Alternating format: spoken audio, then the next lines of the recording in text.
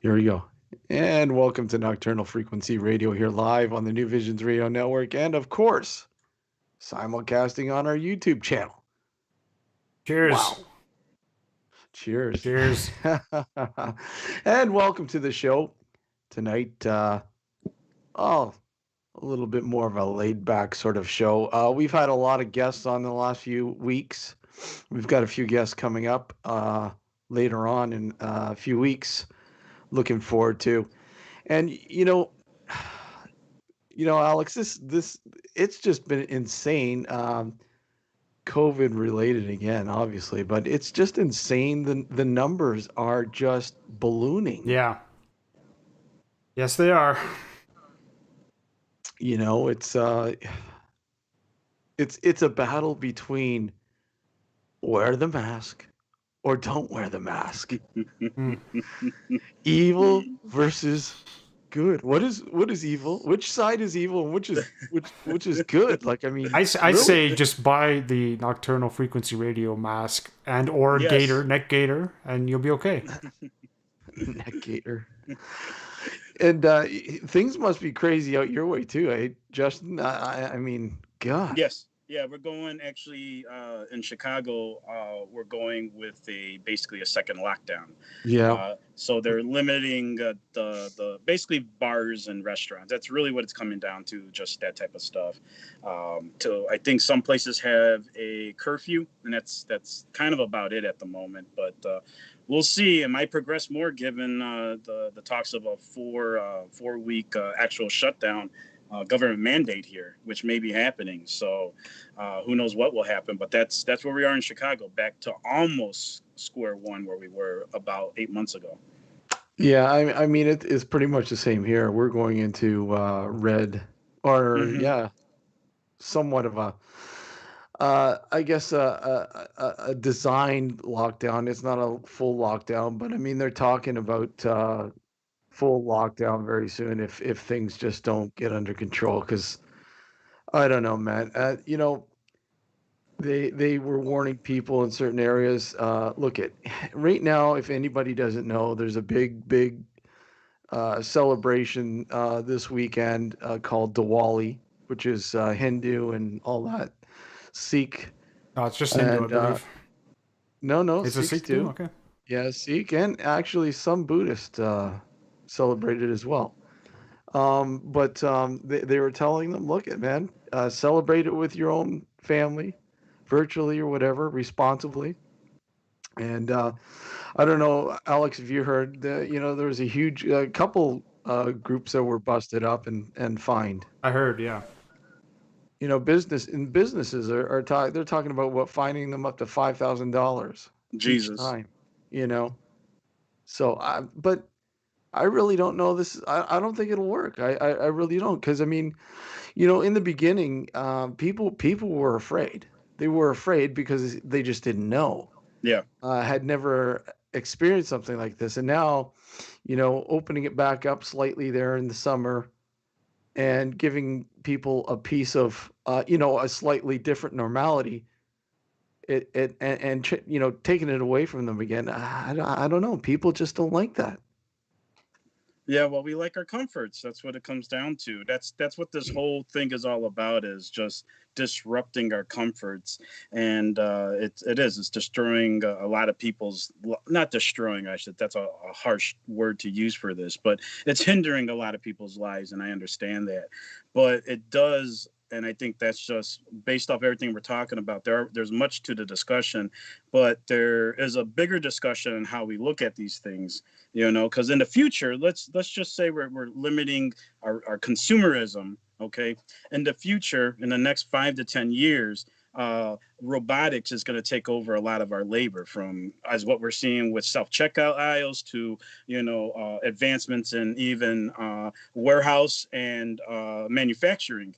And eventually those things are going to take into effect, and we're almost going to be back at this point. I'm sure we're going to have a longer scope of time to kind of adjust to those things. But eventually, this, like a slowing down of our daily lives, is going to be, it's inevitable. Oh, I would hope it's inevitable given our advancements in technology. But this is something that we should be at least taking advantage of.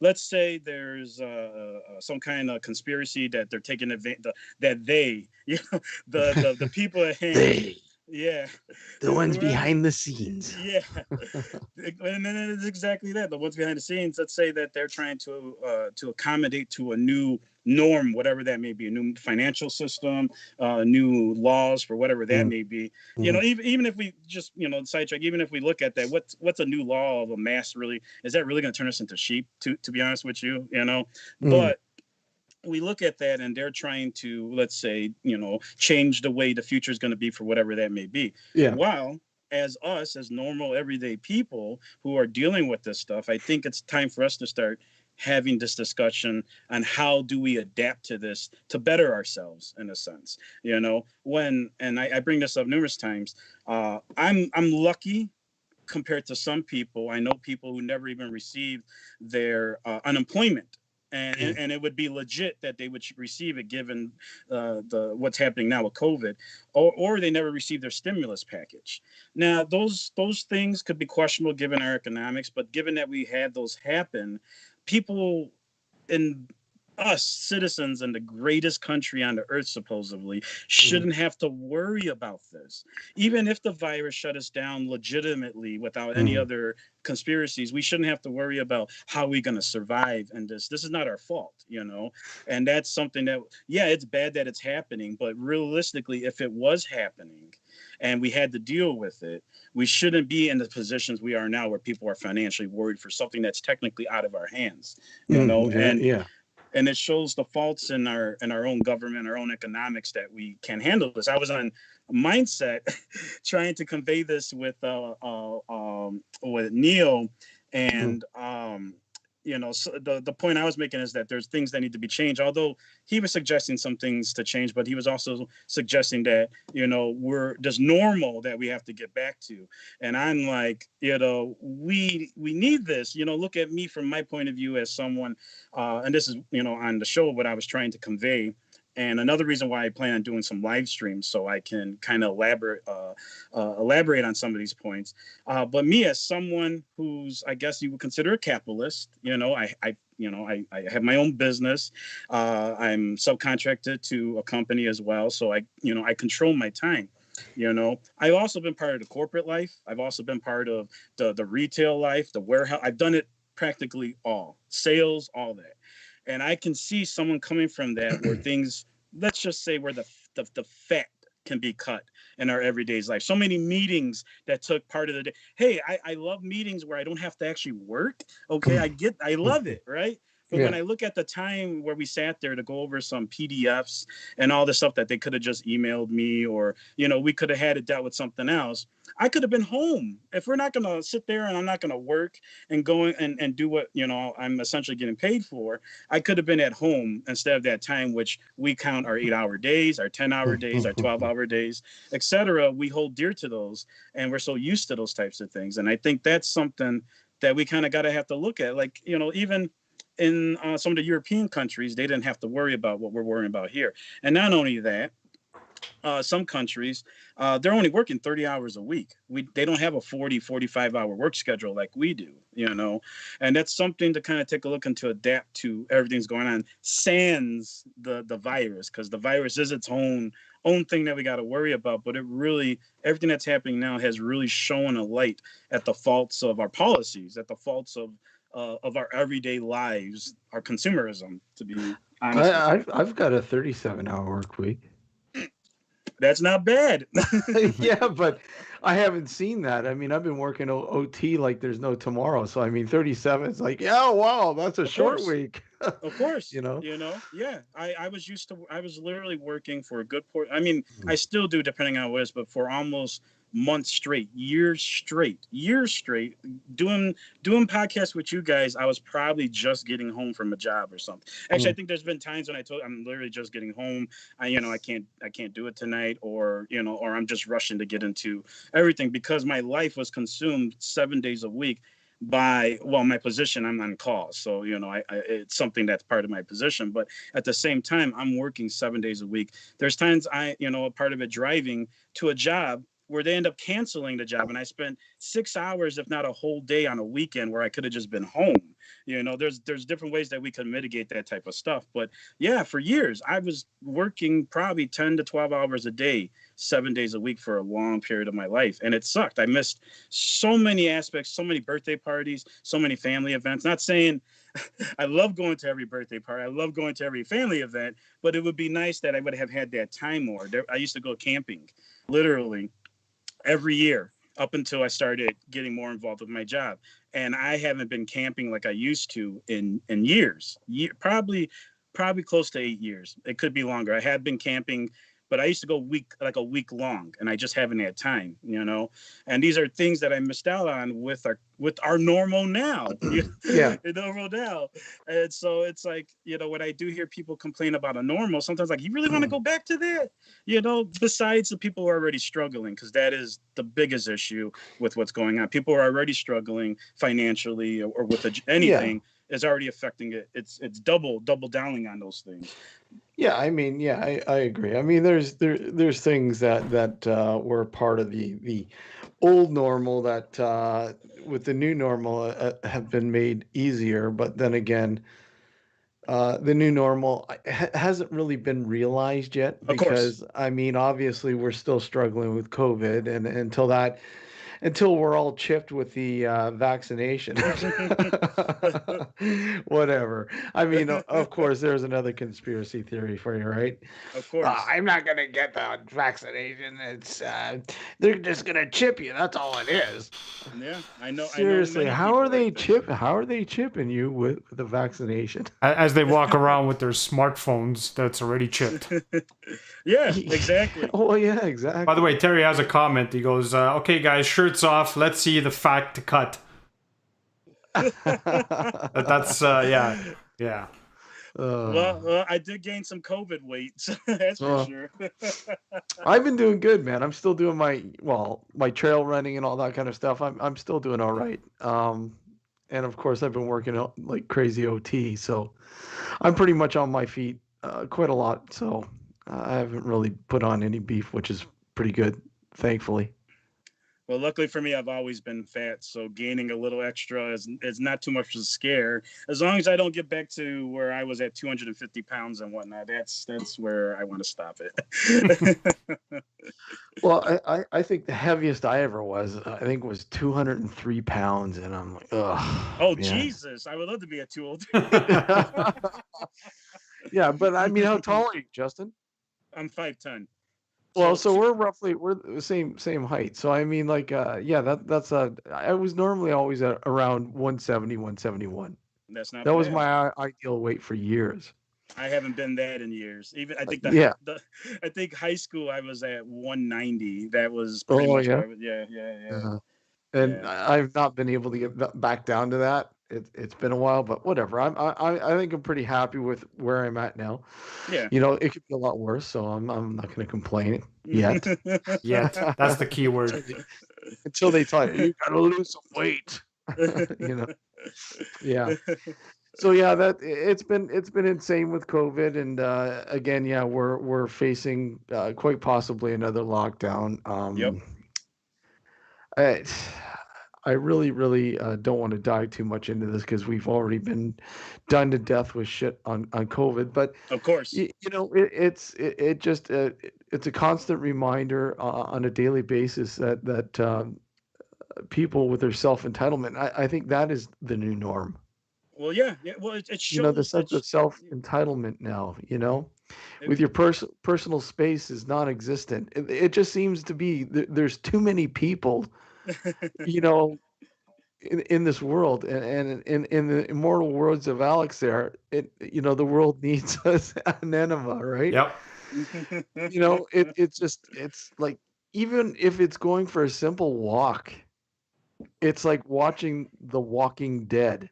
Yeah, yeah, You see, yeah, people are like zombies, yeah, yeah. or Day of the, or sorry, Dawn of the Dead, in the mall.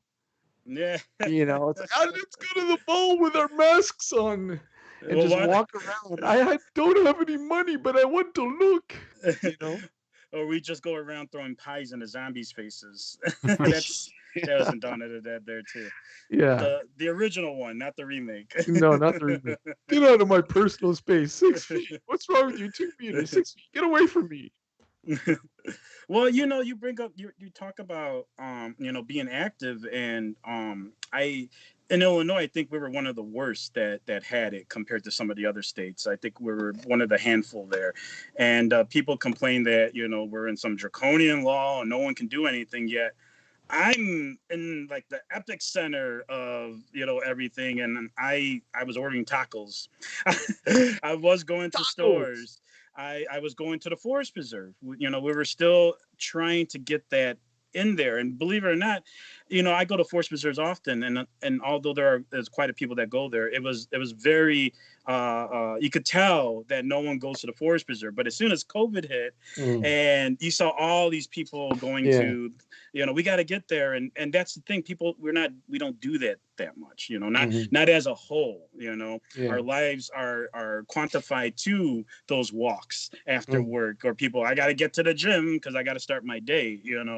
And that is what we're used to. It kind of has made us zombie like, because we come and be content with this idea of whatever this normalcy is. Nothing wrong with going to the gym or anything, but it really shows how much our life is filled with these creature comforts. I guess that's what you want to call it, Yeah, creature more or comforts. less. More or less. Yeah. Yeah, And yeah. those people Creature who take the comforts. elevator down to the gym only to go to the stairmaster. Yeah, Yeah. exactly. You Exactly. know. Yeah, it's funny, talking about, well, in your neck of the woods, forest reserves or conservation areas or whatever. Hmm.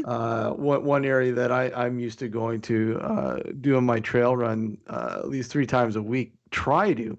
Yeah. I haven't been there since COVID started because I just figured, okay, you know what? There's just going to be way too many people. It's just not worth it. I can't stand being on the trail, and you literally have to, blaze a new trail to get around people.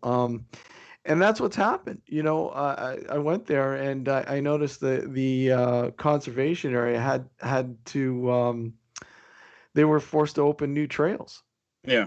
Yeah. within the trail, the side trails themselves. And the one thing that a lot of these places will tell you, will say, don't blaze new trails, stay on the trails provided, Hmm. and that's to conserve the areas, right? Hmm.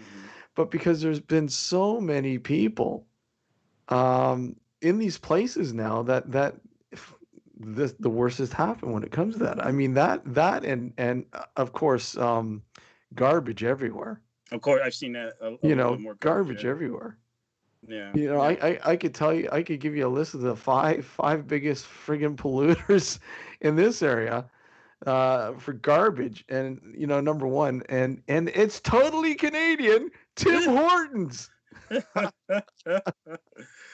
Oh my There he says God. it succinctly there. People are scum. Yeah, Well, yeah. I have Yeah. to agree. I have to agree, Yeah. Terry. I This do. I this is just, why I keep saying the world needs an enema. yeah. Yeah. I mean, Yeah. I wholeheartedly agree. Yeah, it's really scary, and yeah, people just don't listen, and if they just did what they're told, and I know people have a hard time with that. I don't look at, if you feel that your freedoms are being taken away, your rights are being taken away. I get it. I mean, you are used to doing things, and let me tell you, when you think you're free, you're not really free. Mm-mm. Face it. When there is a society around you, you're not free, No. no matter what. No. It's like saying you get free healthcare. No, you don't. You pay for it. Yeah. You Yeah. just don't see that you're paying for it, Yeah. you know? And stuff like that. It's just like you really have to think long and hard about this. There is no freedom. There really isn't. There never was. And just accept the fact that, look at, as long as you're looking after yourself, you're looking at after your friends, your family around you, bang, that's all that matters. Just stay healthy, man, because I mean, if you really think that there's no COVID out there, you're crazy. Yeah. Yeah. Well, I mentioned earlier this year, back I think it was May or June, somewhere around there. My partner's best friend died from COVID, Yeah. and now she just had her uncle who's in Mexico. He just died of COVID as well. So, for me, it does hit a little home. It doesn't change a lot of what my perspective is or would have been if it wasn't that. But I mean, it does tie it because I have friends who are in this weird mindset thanks to the QAnon cult type of Oh, yeah. ideology, and partially thanks to our great leader. I don't think that helped on how he's handled things. Not necessarily how he handled things on a policy level, but more, well, I mean, there's still aspects, but on how he handled things on a more public verbal level. And I mean, I literally have a longtime friend. We go back since high school. Who actually, now there's two of them who defriended me over my beliefs on COVID. Not necessarily I believe that it does exist or that there's nothing going on, but in the sense that how do you say? There's things happening on different levels, right? Sure, there's a conspiracy, but no matter what, there are people dying. If there is a conspiracy, there are people dying on a street level. Like, Mm. let's take an allegory to superheroes, right? We have intergalactic superheroes and we have street level superheroes. Sure, the intergalactic stuff, Thanos coming down to destroy the world is a big issue. Yeah, maybe people know about it, maybe it was something that was coming, blah blah blah. But there's still Spider-Man handling the street thugs on the lower levels in the streets, and Hell's Kitchen with Daredevil and everything. That stuff's still happening. No matter how big the picture you think is, there's still people being affected by that. So we can't, you can't have people just saying, it's a hoax, it's this. And if people are saying that, it's most definitely because their bubbles are small, because I know enough people, even people that I've been doing podcasting with, like for one, when I was on the live paranormal crew for a bit, one had gotten COVID multiple times this year. They actually did an article about her she's in Minnesota, so it's seeing this larger perspective of things than handling everything in our own little bubbles. And I think that's part of it, is showing that how small of our bubbles are. Even though we got technology here, I can Skype with you guys, and we have the Facebook, Mhm. we still stuck in our little bubbles, which makes us ignorant to everything else that's going on. You know what Justin's getting old when he calls it the Facebook. Yeah, exactly. The Facebook. The Facebook. The internet. Yeah. It's like, yeah. We're gonna take a short break here. When we come back, we're gonna get into discussing, a thing that's been, I don't know, it's been ongoing for eons, as long as I can remember, and that's deciphering the paranormal, if you will. And Hmm. the people that believe it without explaining it, and people who want to believe it but ask questions first.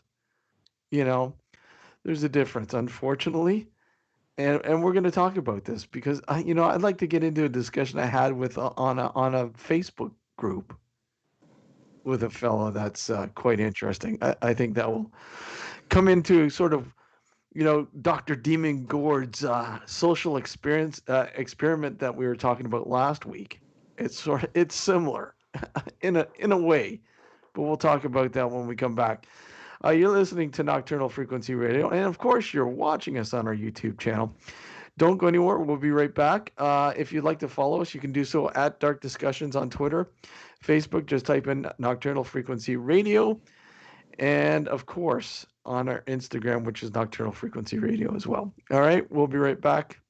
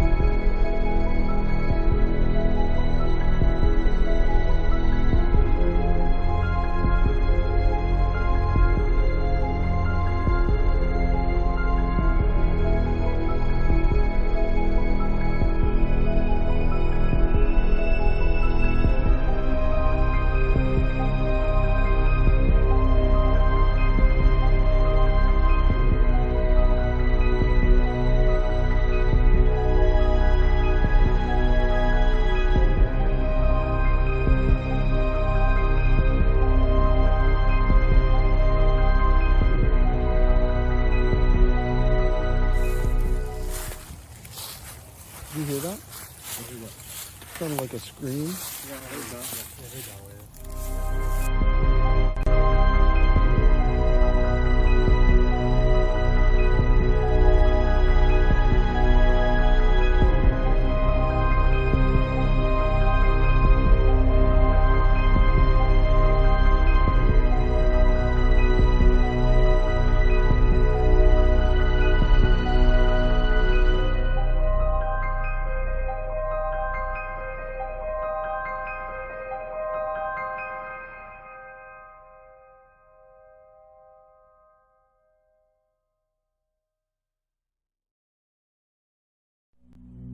It hides nestled among the century-old weeping willows, watching in its lonely state, waiting to share its story. The tragedy soaked within its hollow walls. Before this ancient and abandoned farmhouse is lost forever. Listen carefully as you walk down that old dark road to find what secrets it harbours.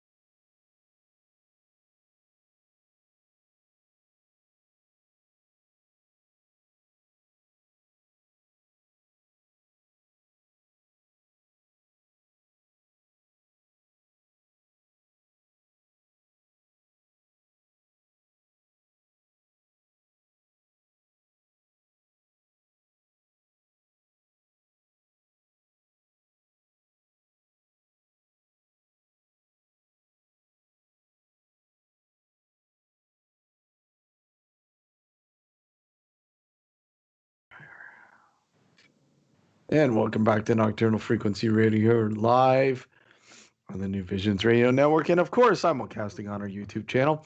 Thank you for joining us tonight. Wow.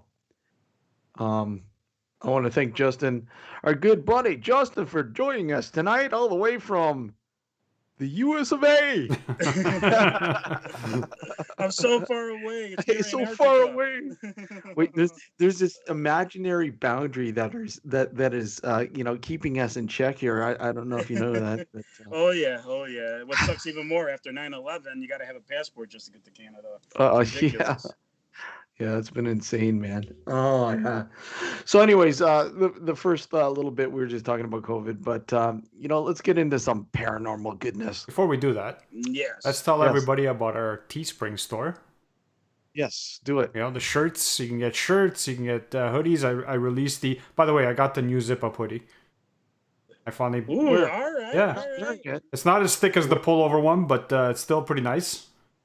Are you wearing it? No. No, What the hell? I'm fine with that. Gotta wash it. Zip-up Gotta wash it. hoodies Are usually thin. Yeah. So that's fine. So we got the pullover hoodie, the zip up hoodie now. We have two types of shirts. The one with the logo only and logo and the saying in the back. And the one with the saying in the back is going to be a limited run. We're not going to keep that on the store forever. So if you want that, get your hands on it now. Go to our Teespring store. Just go to teespring.com /stores/ nocturnal frequency radio, I believe is the URL. But if not, just do a search on Nocturnal Frequency Radio. You'll find it. Yeah. It's that double-sided shirt is going to be gone soon. And if anybody knows anything about the saying on the back, it's you know what, it might offend some people, but oh well. That's the whole point. That's the whole point. I mean, that's look at it, proper, and we got to thank our good friend David Ferrand for that piece of gold. Without that, that's awesome. Yeah, so check out, grab a t-shirt, grab masks, whatever, man. Everything that we make goes back into the show, the monthly running of the show. So I mean, we're not making any money off that at all. Like I said, it helps us continue bringing quality entertainment on a weekly basis here. Well, it's entertainment anyway. Yeah. So, last week we had our good buddy Dr. Demon Gord on, and we were talking about the upcoming episode that we're putting together. We got one more night of shooting called the Dark Woodlot. And some of you, if you were watching the YouTube channel during this broadcast, you would have saw the trailer for the upcoming episode. You did play it, right, Alex? I did play it, yes. How many times did you play it? Just the once. Just the once? Okay, we'll play it halfway break. What? We'll play it again on the halfway break. How many times? Well, I'll keep it on loop. How's that? That's even better. Loop it. Anyways, yeah. So, like we said, the last evening we were out there, man, was just insane, Justin. Some of the stuff that we experienced was really, really incredibly weird. And, like what? Oh, is it on the video, or you haven't published it yet? No, I haven't edited it yet. Just edited the trailer for it. But like I said, we have one more night of shooting, and we'll put it out there. Some weird shit, man. Like mysterious wailing in the middle of a forest. Oh, geez. And this does not sound like any animal that I've ever heard in my life. Wow. It doesn't sound like an animal at all, to be honest. It could be Bigfoot. I don't know. No, that would be Gord. Yeah. That would be Gord. I don't know. But some interesting audio has been collected as well. Both myself and Gord had a visual experience. We both visually saw an anomaly that we can't explain. no matter what we do. Very interesting. Hmm. Of course, that will be well, not explained, but talked about in the upcoming episode.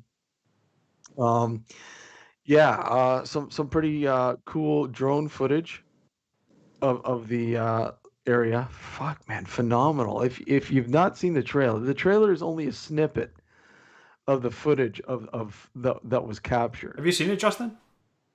I think I did see some of it. I'm gonna have to refresh it, but I think I did see some of it. That's okay. Just go Yeah, to the YouTube channel on a break and you can see it. I will. yeah, yeah. So, anyways, that's coming up soon. Like I said, one more night of shooting, and you can catch the first two episodes here on our YouTube channel, night shots, nocturnal night shots 1 and 2. Yeah. So, anyways, talking about that, and having Dr. Demon Gord on last week, and we were talking about that, and we were talking about a social experiment that he had been conducting on a Facebook group, paranormal Facebook group there, and how he released a photo that he had taken with his phone of his shower curtain, and kind of seeing what kind of responses and comments he'd get on it, saying, I wanted to experience. I'm looking for demons, and I've never been able to find one. And of course, in the beginning, he had some, that's a shower curtain. That's all I see is the shower curtain. Of course, yeah. Logical thinking. And then all of a sudden, they come out of the woodwork, eh, Alex? Oh yeah. Yep. What are you looking for, demons? Nothing ever came out of nothing good came out of demons. You gotta be careful. What are you doing? You gotta be careful. What are you seeking demons? You don't want to do that. All these things. It's like religious, non-religious, whatever. It was just incredibly insane. Anyways, That's the problem in the community, though. It really is the religious undertones. Well, it could be overtones if you want to call it that. well, yeah, I agree. It does. But then you have your other type. Somebody that I mistakenly, I guess, engaged with. Oh, a person who like I basically was commenting on somebody who posted a picture with an orb in it, and you know claiming it being a real orb captured on like, number one, real orb. What's a real orb? Please explain to me what a real orb is. And the fact that most likely it's probably environmentally driven. Of course. Most times it is. And of course, some other guy chimes in and goes, "That's just a non-believer's excuse." And I'm like, really? It's got nothing. It's got nothing to do with being a non-believer. I believe wholeheartedly that there's something going on, but I just don't go around saying that everything's a fucking ghost. Yeah, yeah, You yeah. know, and without trying to explain things that can be explained. If you don't do that, everything's a ghost. And being Exactly. well, I've been running a ghost tour since 2005. Oh Jesus, yeah, Oh, oh man, yeah. Well, that what's that legitimizes got? it, doesn't it? Yeah, yeah, and like the guy's totally attacking me and my character, and I'm like, dude, man, I'm not attacking you at all. I'm just simply saying something, and you're chiming in. Yeah. It's the type of thing where no matter what you say, he has to have the last say. And yeah, they're all demon. Redmond says they're all demons. Yeah, you're right. They all are demons. The ones that believe. Oh. Larry says, "Damn liberals." you know, but I mean, let's face it, guys. I mean, and we've gone through this a million times, but I mean, a million and one's not going to hurt. No. Sort of a refresher, I guess, if you will. But I mean, let's lay it out. The paranormal to you, Justin. What's the paranormal to you, and how do you try to explain it to somebody who doesn't know? Like, for instance, somebody provides you with a photo and it's got some sort of anomaly on it, and says, "Look it, I've captured a ghost, or I've captured something," and how do you go about explaining to that person? It's really hard given what the context of why that question is coming up.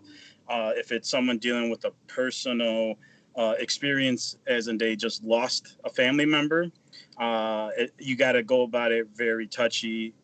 As in you direct the conversation to it being open to the possibilities. You can't go directly and say no, or and then we can't because we don't necessarily know for sure. But if it's someone that's bringing some sort of evidence up that they found on the internet, or yeah, they're just going off on some haunted excursion, then that leaves it more open to kind of critique it to a fair critique, and then given that, you push in the ideas that not all orbs are, or you should say you should be open to orbs being related to some environmental factors, and give the reasons of what those factors could be, because that's where it comes in. If you're going to take something away from someone, you need to at least replace it with some sort of information that they can work with. And so if orbs are not ghosts, then you got to explain that it could be light reflection, which is basically it is. It's reflecting off some sort of particle or some sort of surface area that we see mostly orbs, and that's how you explain it to them. And that on your idea of what the paranormal is, really, it's just being open to anomalous experiences that we don't understand, and that's the easiest way to explain it than going in that ghosts don't exist or ghosts do exist, because in reality something's happening, we just don't know what it is, and that's where the anomalous part comes. That's where the paranormal is, the unknown. And if we do know, then it's not paranormal at all, and that's where we cut some of these people off at, because someone using a tour has already decided with his own bias that the paranormal does exist for many reasons. One of them that people are paying attention, he runs a tour. He's got money behind it. I'm not saying all of them are motivated by money, but his livelihood, in a sense, is dictated by the belief and such things. So you have multiple layers in trying to deal with these type of scenarios. But long story short, the paranormal is trying to understand the unknown, or what these anomalous experiences could be. And that's really what it comes. Nothing. There's no demons yet. There's no ghosts yet. It's something's happening. It's some sort of experience. Yeah, yeah, it's um and my experience is like, okay, for instance, going to investigate a location, a house, and going out for a pre-investigative interview, and settling all the details and the particulars with the family that own the house, and getting it all set up. And them saying, "Well, look, is it okay if we invite the neighbors over? They're interested in seeing what you guys Yeah. do." I don't. I think that's not a great idea. Number one, uh, some it's just greater. Greater. You're just going to contaminate more with more and more people in the location. So, anyways, okay, yeah, okay. Well, we figure out a way to ask. An investigation day comes, going to the house, and their neighbors are in the house, and they're in the living room, and they're playing, Trivial Pursuit on the TV. And it's like, well, I told you guys it's not a great idea to have your neighbors here, and da da da da da da. Oh, well, we could, well, I don't think this is going to be a very long investigation then. you know, Yeah. I was ready to just, turn around and just walk right out. But, we stayed, did a little bit, but we couldn't complete, and everything was basically contaminated. So it was just a big waste of time. But I mean, it just goes to show you that there are people who are um, really frightened by experiences and are, confused on who to seek and what to look for. And then there are those that, no thinking involved, no critical thinking is involved, and they just happily accept the fact that, yeah, something's going on, like, without trying to explain it. And I think a majority of it is the second half. When you look at a lot of these groups and pages on social media, somebody can post a picture, and all the comments are, oh yeah, look, I see an angel in the corner. Yeah, no, I see a demon down below. Feeding these verbal things into the consciousness of the person who posted that photo. And Justin, how does it change the course of that photo and its being? Well, for us as the research, well, for us as the more skeptical or open, I should say open researchers, investigators, it won't change much for us. But what it does show is the common problems that we have within the community is this kind of closed-mindedness and open acceptance to anything that is fantastical. So for what it does change, it changes the people that believe in this or continues, these, I don't want to call them delusions, but it continues these ideologies in the field that don't necessarily support it and overall. And that's where these things hinder or change things because there's no room for critique. There's no room for real discussion unless it is a ghost, unless we're saying it is a ghost. And that's where the problem does lie, is in that alone. That's where the problem is. We're continuing and letting this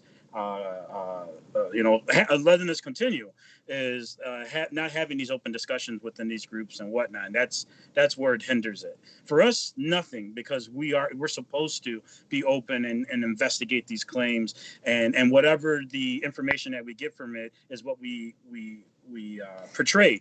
We show to everybody, not necessarily what our bias is or what we think it is. It's at least what it has shown us, and that's where we have to step up in some way and continue doing what we're doing in these groups, no matter the backlash that we get.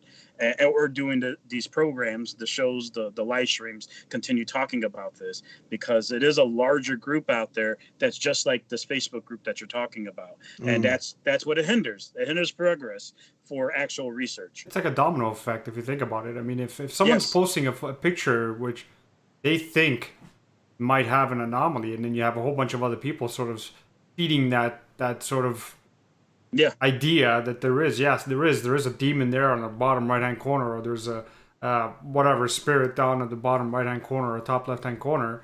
It just sort of uh, reinforces that person's maybe bias, for lack of a better Of course. term, and they will Yes. perpetuate this and continue to Yes. perpetuate. And then every anomaly that they get on film or digital cameras, without critically analyzing it, they will automatically assume it's something anomalous and perpetuate this sort of belief. Yes. And Was that is the problem. power of suggestion. Yeah. And it's like a lot of photos. Like I was just looking at one that somebody posted in a cemetery and saying that they think they see something and they leave it open. And of course, you have a frenzy of comments saying, "Well, I think I see a drunk ninja. I think I see a tree troll. I see this. I see that." And basically, um, you're contaminating thought. Yeah. Yeah. Realistically, you're contaminating thought. And I don't know about you, Justin. I'm pretty sure you're the same way. But when you're investigating and when you're looking over photos and listening to audio, you you experience what you experience yourself. And I myself, if I have something, um handed to me by one of the group members. I asked him, I say, look it, don't say anything to anybody else. Send it my way, but don't say anything to me either. I would like Yeah. to just listen or view or whatever and form my own opinion. And then we'll put it out to the rest of the group. And I want them to individually contact me without, contacting the other guys and to tell me what they think they see or what they hear in the photo or the audio. Yeah. And you come up to a consensus that, look at, most of us are saying this, or most of us are hearing that, right? Yeah. It kind of has a better outcome that way. But I mean, when you simply tell somebody, well, look at that cloud looks like an elephant, and somebody looks at it, yeah, it kind of does. You know, it's like listening to audio and an EVP. Yep. Oh, she's saying, "Help me." You know, on subconsciously you listen to it and yeah, I hear that. Or it could be saying this. Yeah. Something closely related. And you simply can't form your own opinion because your thoughts have been contaminated. Yeah. Suggestion has been forwarded to you, and this is a really troublesome thing, and this is happening quite often in social media with a lot of these groups. The power of suggestion. You know, some people are like, well, look at I was just wondering what you guys might think of this. And of course you have a lot of people like the bait. Yeah. They know what they've got, like Gord. But they want to see what people say and suggest, and all that wonderful stuff. And this is just another thing I think in the many aspects that hinder progress, as you put it, Justin. Hmm. you know and God knows this is a very stagnant Yeah. area already. Yeah. Yeah.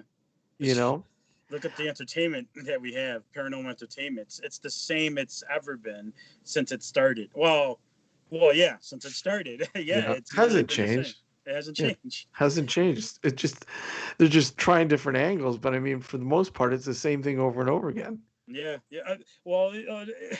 Look at freaking our friend Zach Baggins. He's still so popular, and I just tuned in, and was it sometime in the summer? I was watching an episode. I don't know if it was this year. I don't know what year it was, but him just going on saying it's a demon and it's this, and we talked about the one house documentary he did, and The it's the demon same house. exact stuff, the demon house.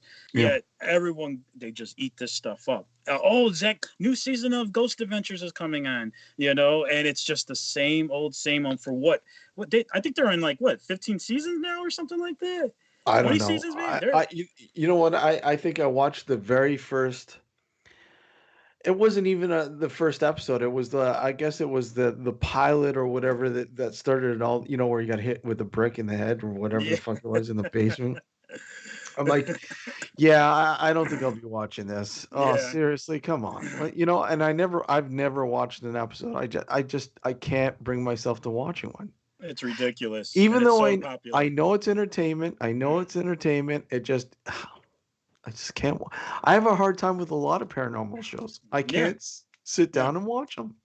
After being involved with this for so long and being excuse me, some sort of hype man for early, paranormal shows like Ghost Hunters or Paranormal State when they first came out.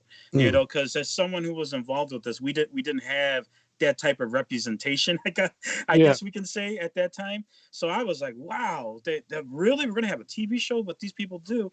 But Mhm. after being involved with it for so long and obviously watching the entertainment, yeah, I haven't. As someone who's been in this for over almost 2 decades, I think longer than that. I would not suggest any of those paranormal shows at all. And any paranormal researcher or investigator that does, I would question them, question their ideologies and their practices in the field, because as you just explained, it's entertainment. There's nothing, I've never, out of all the haunted places I've been, out of all the cases I've done, I've never experienced anything on Ghost Hunters or Ghost Adventures to the extent that it has the popularity it does. And even then, there's nothing that happens in those shows, yet they're still supposedly riddled with evidence, So you know? Yeah. my my confusion is how popular these shows have been for such a long time. When I'm assuming that a lot of people who have watched these shows have attempted to go out themselves to investigate, Yep. following the guidelines of these shows, and Yeah, probably have come up with nothing. yeah, And yet, it still maintains its popularity. When it's like, let's say I wasn't involved in the paranormal the way I am, and I started by watching these shows and seeing what they do, and I'm like, okay, that's cool. Let me go out and try it. I go out and yeah, try it like they do multiple times, and I get nothing, whereas they get something almost every show. I'm gonna be outside every disappointed, show. Yeah, and yeah. I'm not gonna That's how continue I was. watching it. Yeah, well, that's how I was, and that's how I was with almost the paranormal field. I was a believer, and part of that was because I was tied to when I was in first started. I was still tied to my religious upbringing. It wasn't until I got like a few years into it, going to all these places, being involved with cases, which mostly weren't my own. I was called upon. A lot of people got in contact with me, and I joined them.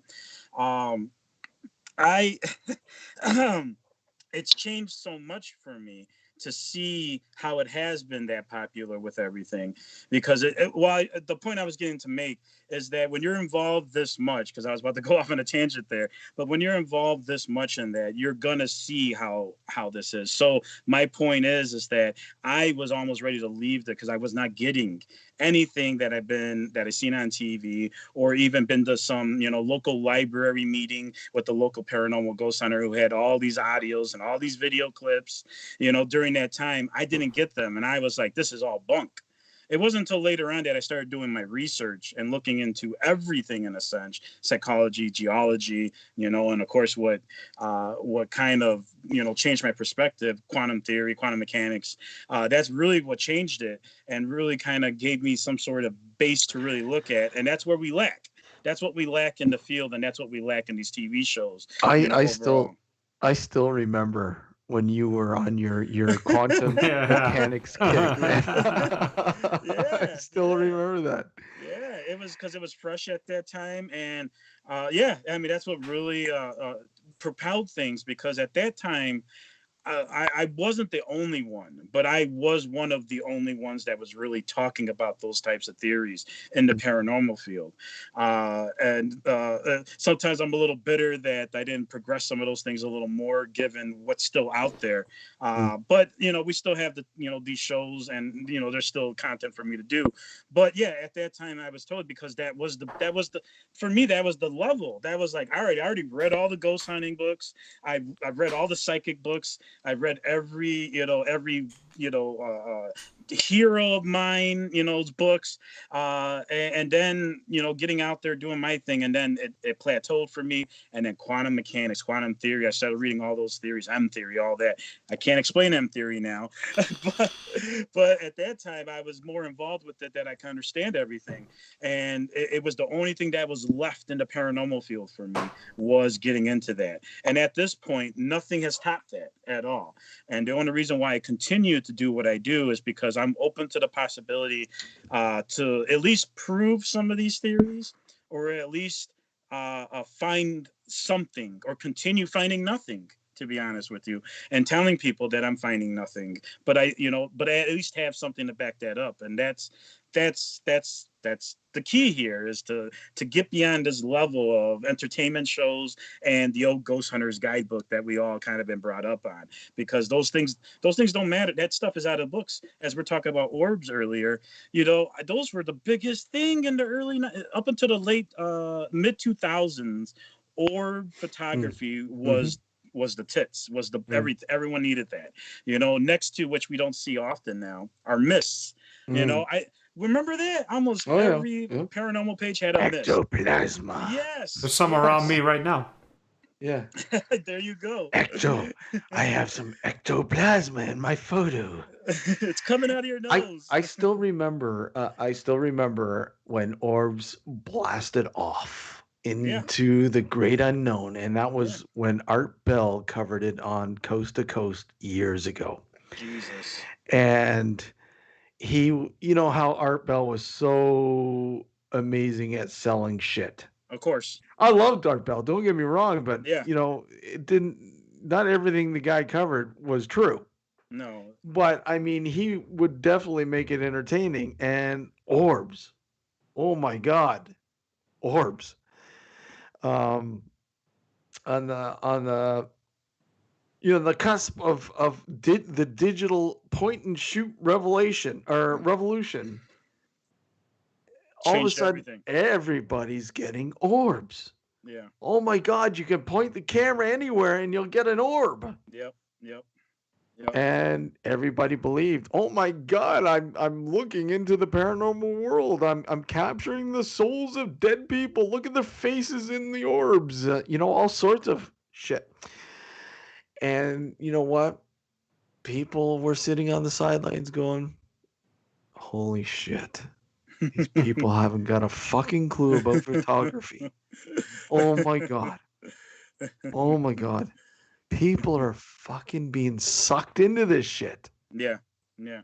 And still, Justin, Yeah. to this day, like I said, and I have to find it on YouTube. I don't know where it is. And I've told Alex about this, and I don't know if you've seen it yet, Alex, or not. But this Scottish dude sits in his bedroom in in the dark with his Sony Handycam, I've seen it. night vision on. You've seen Yep. it? And he sits there and watches the orbs pass by the camera, and he names every one of them. And he talks to them. Jesus. Talks to them. Jesus. And I bet he has a large following, doesn't he? I don't know. It's been a while since I've seen it. I don't know where to even look on YouTube anymore. I'm sure it's there somewhere though. And I don't think he named one of them Jesus. No. Yeah, no. But I mean, just like anything, people who believe, and I don't have a problem with people believing. I believe in a lot of stuff when it comes to this. But there are things I wanted to believe in the beginning. I won't lie. I mean, there have been phenomenons in the realm that I, like everybody else, was hooked to Yeah. like rods, for instance. Do you remember Oh, the rods? yes. Yes, A right. huge phenomenon. Yes. Again, until you can explain it, and Yeah. that's the thing. But I'm sure there are people still believing that rods do exist, and they don't. Yeah. You Yeah. And know? then so people understand the way we can explain these things is light as Mm. well as the speed your aperture is Yep. collecting this Hmm. information from. Absolutely. Yep. And people don't know. I didn't even know. I mean, I knew of things, but I didn't know how much these things affected everything. When you start taking pictures and you're getting involved, you could change all this and really get a lot of interesting different double exposures, which could easily explain that weird guy, standing behind me in that picture I took. What could that be? Yeah. It could be literally a double exposure. And I would say, although those things become popular because of the digital age, I Mm. think the digital age really showed how much some of that was false. Because Yeah. back again, 10 years before that, it was orbs. It was the weird picture in the background, and you can manipulate physical film. Then it was much easier to do all that.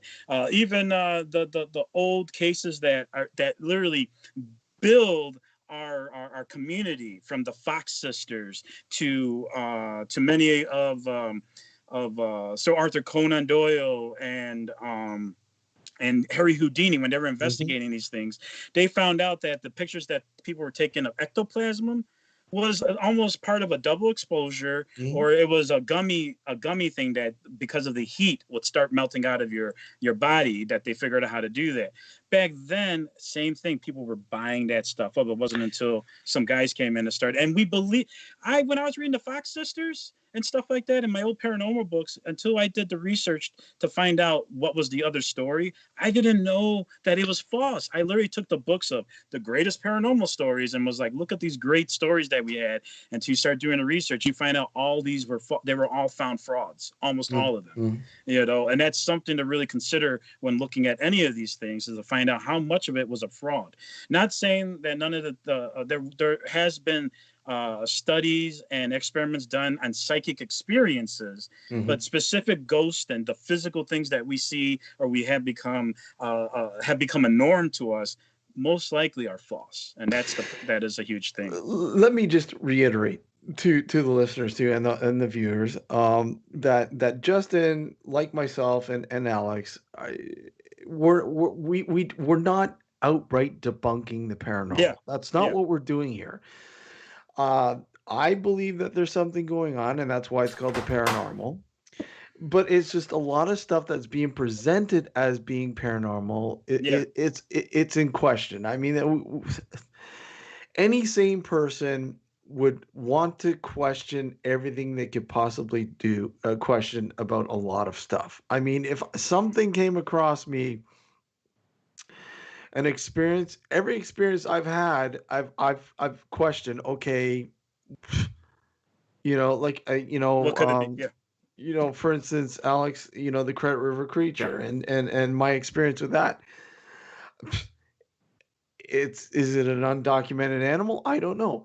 The fact is, whatever I experienced does not compute within the science realm. Yeah. Yeah. Scientific realm. And I've asked people who hunt. I've asked people who work in zoos. I've worked, people who animal centers, all sorts of things, and asked them. I told them exactly what I saw. Let me know, and they all said the same thing. They don't know. Yeah. It just doesn't make sense, and it didn't. What I saw didn't make sense. It didn't compute.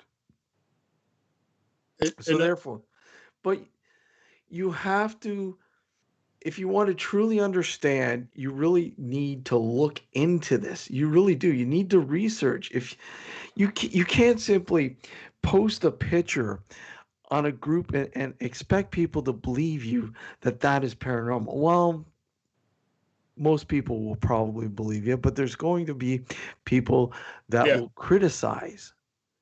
And those are the people who care because they're the ones that are trying to stop you from making yourself look like a fool. Yeah. Yeah. Honestly. We have enough Ray Stances in the field out there. Yeah. We need more Peter Venkmans. Yeah. That's what we need. It's so funny that out of all the Ghostbusters, Peter Venkman is one of my heroes. I've always that kind of skeptical, but see, the thing is, skepticism is not saying that you don't believe. You're just more open to the possibilities. And even as that character is in Ghostbusters, you find out that as though he looks at everything, it's like, you're fucking crazy, Ray. He will go and be like, yeah, this is happening, and we got to go about it and we got to figure it out. And most of everybody is Ray Stantz. We don't have enough Peter Venkmans out there.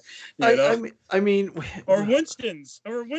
Yeah. Look at to be logical. We always use the framework of science in the science field, but science is fallible. It's man-made. It's fallible. We understand that, and there are things many things outside the knowledge of science that is unexplainable. And of course, that's where the paranormal comes into play. And that's the stuff that, to me, is truly paranormal. If you can't explain it to me through science, then okay.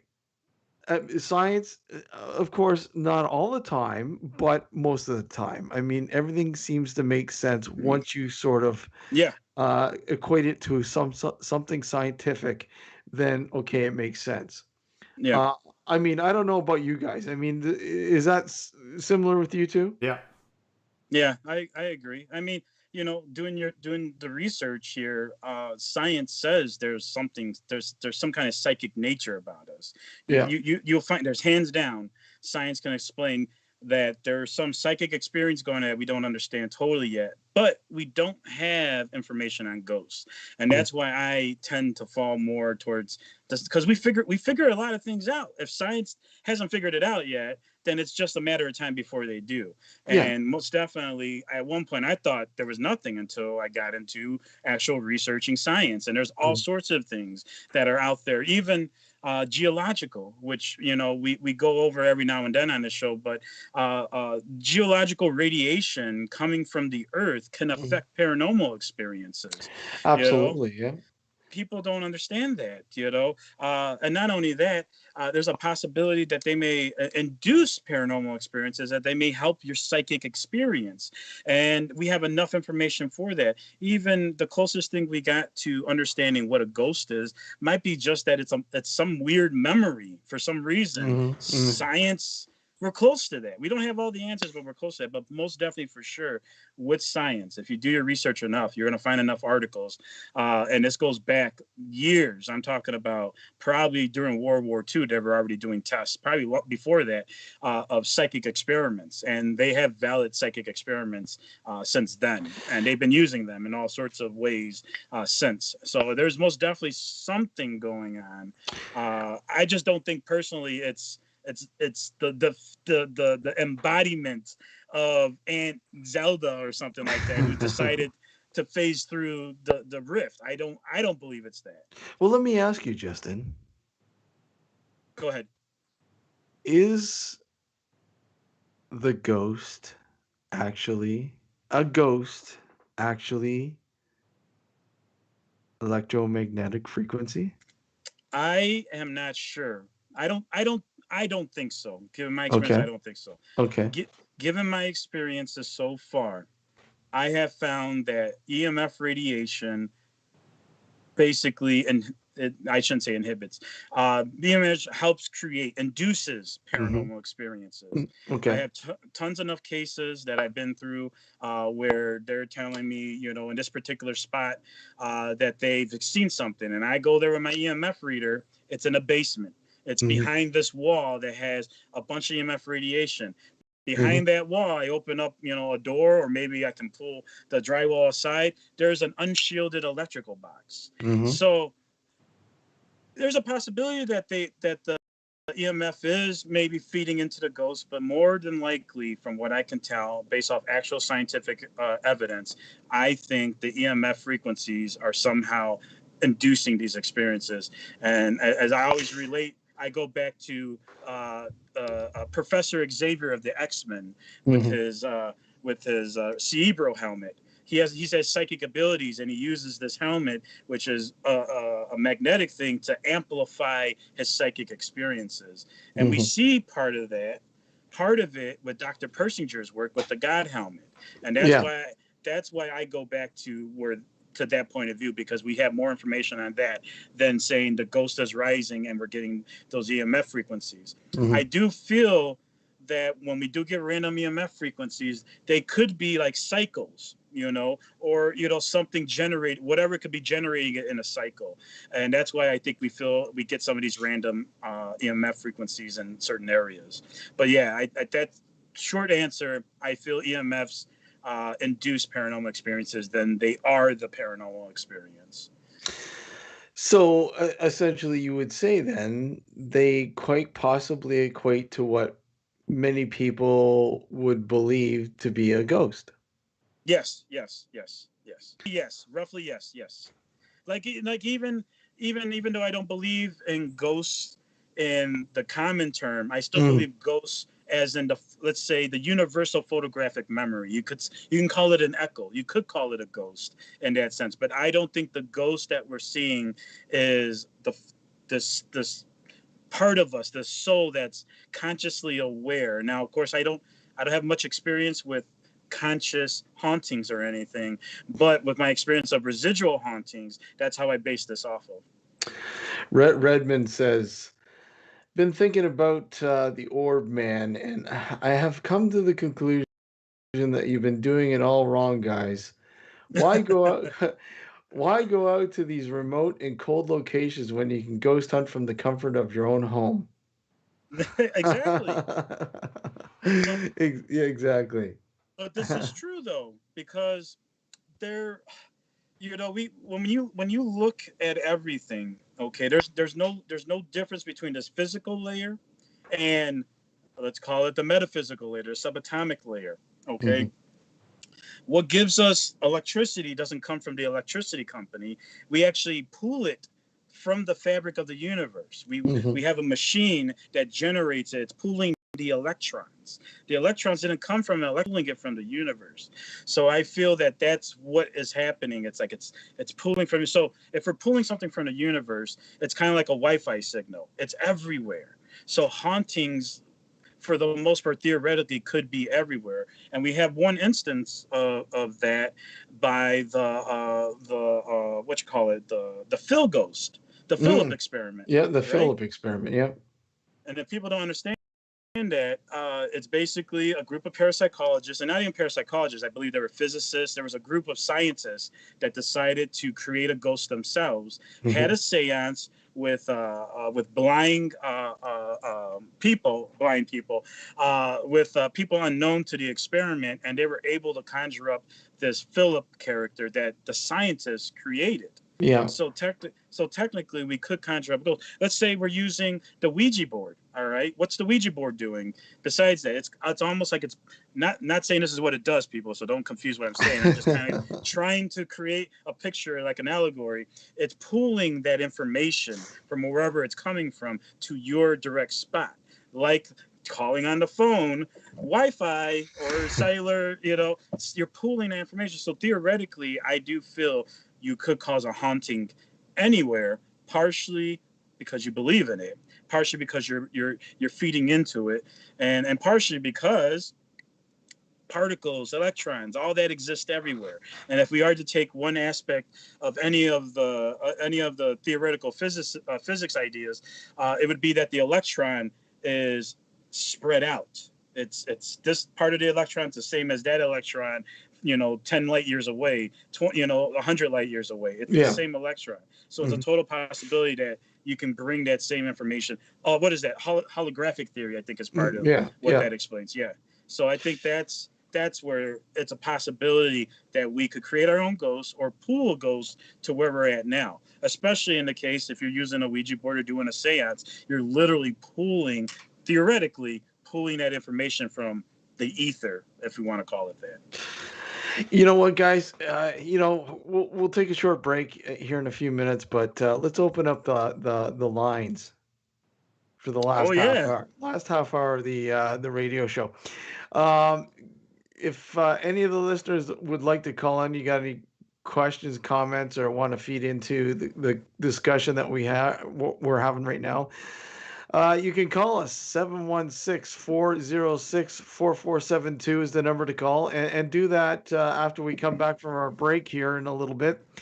And we'll continue on with this discussion and more.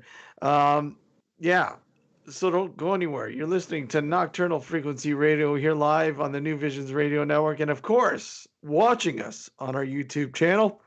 Don't go anywhere. We'll be right back.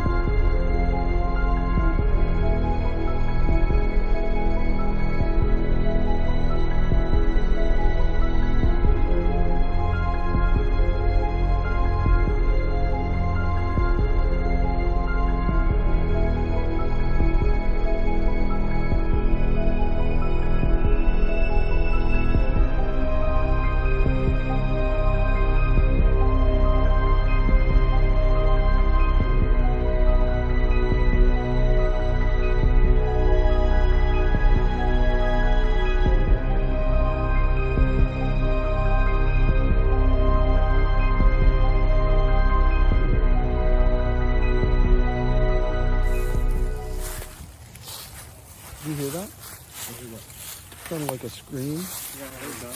Yeah, I heard that way.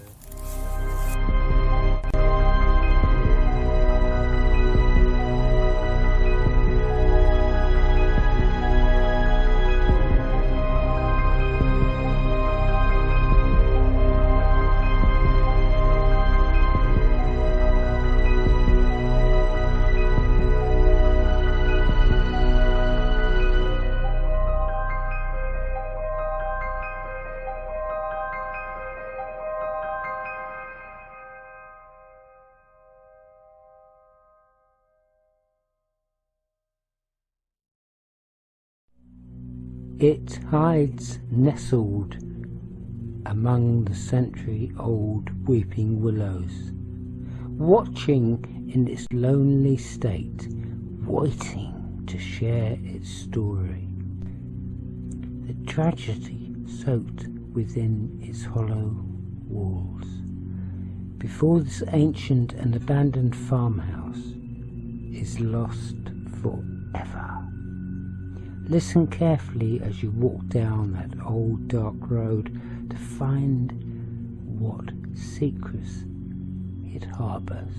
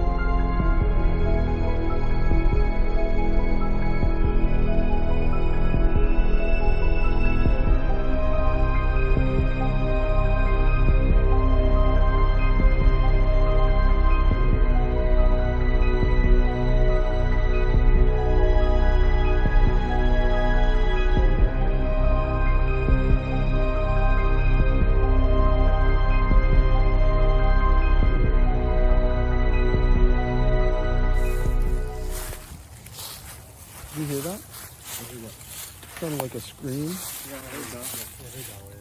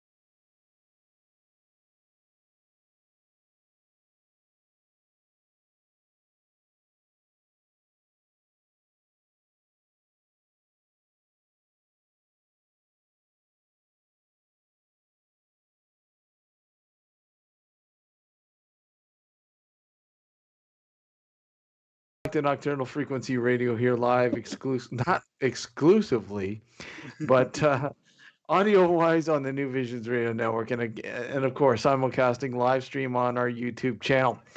And once again, we are opening up the lines, well, our Skype line here. So if you want to call us with any questions or comments or feed into the conversation that we've been having, the number to call is 716-406-4472 is the number to call. So we'd love to hear from you. Yeah, so let's carry on with that. Well, you've been playing the trailer for the third episode of Nocturnal Night Shots, The Dark Forest. And let me tell you, I'm intrigued with that place, man. I really am. From the very start, before I even had this plan to go in there and do this, there was something about that woodlot that just drove me. And again, I found some information about it. Very intriguing information about it. And let me tell you, it's very hard to find anything about this place, anything at all. And that's even with historical records, it's just been tough. But like I said, whatever's been found, whatever we find during the 4 nights of investigating and filming of this episode, you will see, man. So far, it's been very intriguing, to say the least.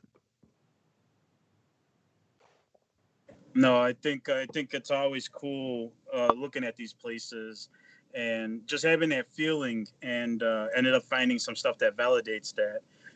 I myself, I've been, even though the whole COVID thing has kind of put some hinders on stuff, I'm still going out, doing a little bit of projects here and there.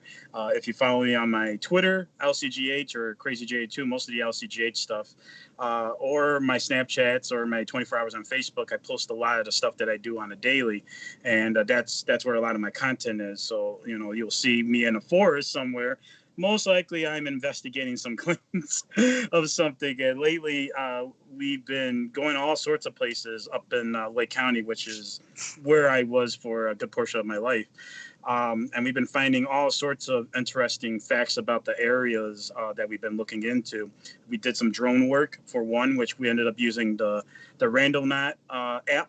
Well, it's a new app. They had a previous app. Now there's a new app. We used that to find some areas that we thought would be interesting, and they were. One particular area, they found mastodon bones, and we were hoping that we would find more, possibly. But it's just type of the stuff we're looking at. Even another area we just did last week. Some stories that I heard. It's in Crystal Lake, Illinois, and there are stories that I heard, years ago when I first started off. And now I had a friend of mine. He got into looking up in the area, and the area that he was talking about, he didn't know exactly what he was referring to, but when he started mentioning the streets and, particularly the crossroads, I was like, oh, I know all sorts of stories about that. And he's telling me that he had a friend who used to go in these woods over there, and Veterans Parkway, I think it's what it's called. And there's some bluffs there that we don't have in other parts of Illinois. They're here in this area. And he's telling me that there might be Civil War bunkers that are in the woods there, that are either broken down, or there some might be still standing up. So we're looking into those types of things. But I think besides all the actual paranormal stuff, when it comes to what we do, that right there, that research, that physical stuff is what really gets me going. Because even if I don't find paranormal or having a paranormal experience, at least I may be able to find some historical validation to those claims that we had so many years ago, or that I found on Shadowlands.net. So many. There it is again, man. I miss that place. It's not even there anymore. I tried looking for it. Oh, great! Yeah, I think they were taken down. I looked up another one, Ghosts of America, I think is another one, and they kind of categorize stuff that's still up. But yeah, that's how I found a lot of places, was because of Shadowlands and other forums that were up, over 20 years ago. You know what? A popular one back then was Ghost Village too. Oh, that's correct. Yes, Ghost Village. You're which right. is still going to this day. Ghost Village is still That's going to right. this day. That's right. But Yeah. yeah, it's great to find historical evidence in a sense to these particular locations, and or at least digging up the things that we didn't know about before, because that's a lot of parts that people kind of overlook with the parent. They're more focused on like the house or the experience that people are having, but when you start digging, you start noticing all sorts of histories were going on in this area. Specifically, even in ours, we got the mafia. We have a lot of native settlements that we found later on were scammed out of the area here in Illinois. We found areas that were possibly related to Civil War, and you don't hear about this stuff. People didn't know even in Lake County during I think it was the First World War. No, it had to be the second. We had Japanese internment camps. You don't. I didn't find that out until I did the research and paranormal in our history about these things that I found out that this stuff existed, and most dude. people don't have access to that. Yeah, I know, dude. They had a I think it's Camp 40 or Camp 41. It's called, Alex, and it's just on the other side of Peterborough. Yeah. And it was. Do you know what I'm talking about? Yeah, I know what you're talking about. Yeah. And it was used to house Nazi Warrior. prisoners, Yeah. Well, Oh yeah. wow. POWs. Yeah. Yeah, POWs. POWs. Yeah. Yeah. And I'm like, wow, I had no friggin' clue about this. Here? Yeah. Yeah. Really? Yeah. Yeah. Wow. Yeah. You know? Now you can go out there. It's actually um, a spot where a lot of people like to visit to I don't know, investigate, if you will, but just Yeah. look around. I mean, I don't know. There's a lot of people that have taken tons of photos of that place. I mean, it's definitely a really really cool place. I think it was used for some sort of school for a while too, wasn't it? Am I thinking? I don't remember that, but yeah.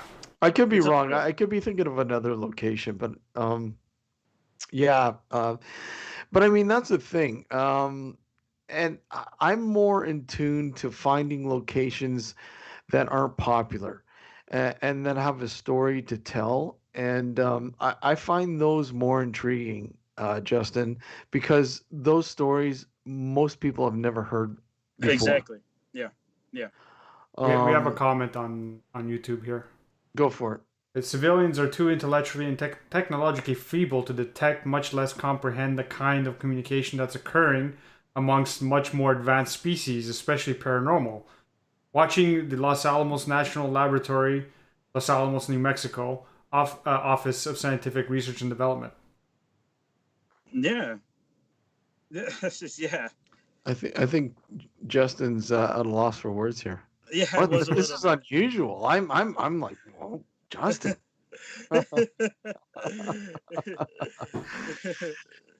But yeah, I agree with that. Don't you? Yeah. Yeah. No, I I mean, it makes agree. sense. Yeah, yeah. I mean, even in some of these researches, we're over here still trying to figure out ghosts yet. At our CERN laboratories here in Illinois or across the U.S., we're trying to smack particles together. Yet they haven't found ghosts yet. And it's true. Not people don't understand that or are totally aware of the type of advances or anything else that we have scientifically available right now, or what we're doing overall. Well, and again, let's face it. I mean, when you look at the term paranormal, more or less meaning unknown, Mm-hmm. unexplainable, and this is given to the point of outside the current our current understanding through science, right? That's exactly how it is. And again, we have to allude to saying science is fallible. It's human. It's created by humans. It's fallible, just like religion and anything else. I'm getting feedback there. Oh, that might be. I'm sorry. I'll turn that down. That's But anyways, I got headphones on, so I'm not even paying attention. Yeah, go ahead. oh, and it kind of trying to weed your way through the paranormal and trying to keep it on level with what science has already explained or tried to explain. It's really tough. I mean, there is a lot within the paranormal world that has been explained by science that a lot of people, these people, don't know about. Yeah, yeah, And and I that's think that's another thing, Justin. Tell me, I mean, let's face it. I mean, when somebody goes out and they go ghost hunting or whatever else, looking for phenomenon, come across a phenomenon, and realistically, that phenomena has been explained uh, within the science realm, but they don't know that, and they run with it, saying it's paranormal without looking at the research. yeah, yeah. I think to kind of jump off more of a quantum vortex comment there, it is it's totally possible. I think it's possible that we are communicating to things outside of what we understand. Uh, Given that we have particle accelerators, that we're aware of the different frequencies of reality, essentially, Hmm. it's totally possible. Of course, I have no hard evidence that we're necessarily communicating with these entities, but I believe it's totally possible. And yes, on that point too, given what we have at laboratories, and let's take it that we might be communicating with other entities with this equipment, we're not going to find it with EMF readers, and we're not going to find it with digital recorders. Just if a laboratory and that the quantum vortex is talking about is talking to things with advanced technology, Yeah, we're not going to do it here with what we're trying to do, and but I anyone mean, who says they do at is the same questionable. at the same time, Justin, I mean, these tools realistically were never made to look for ghosts, anyways. Of course, of In the course. first, they were basically to measure frequencies and whatnot. And again, these tools that have been employed within the paranormal realm have to be used properly. And the first thought coming to these people's minds who use these tools is, for instance, an EMF reader. It's to them, it's a ghost detector. Yeah, When yeah. essentially that's not what it is. It's not. It's there to explain to you the environment that you are surrounded in. Yeah, electromagnetic radiation. Exactly. Radiation. Exactly. Yes. Right? And they don't take this into account, and therefore they don't even use the tools properly. Yeah. You No, know, it's true. and again, I say that I mean, when you look at the word investigating, Hmm. most people don't properly know how to investigate, period, either.